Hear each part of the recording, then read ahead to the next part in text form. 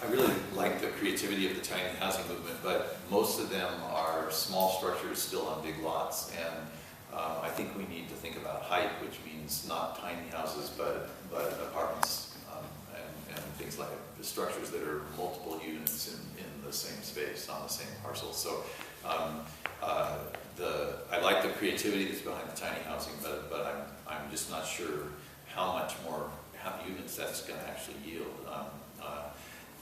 You know, but I would support it. RV parks are kind of an interesting idea because that's really how we got mobile home parks.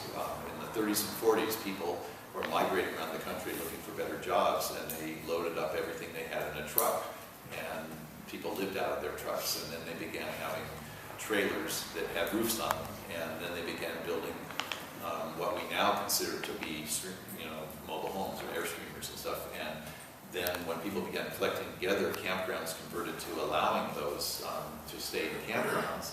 And in fact, the El Rio was originally a campground and was allowed to persist as increasingly with these towed vehicles or the mobile homes.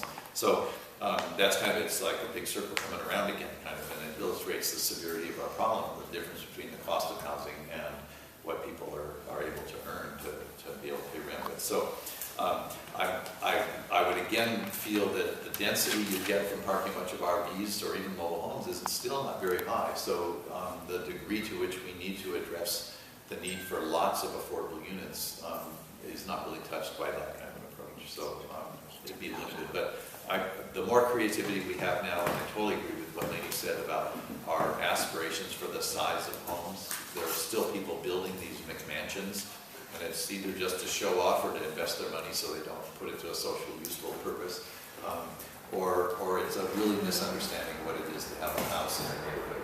And so smaller homes are something that we really ought to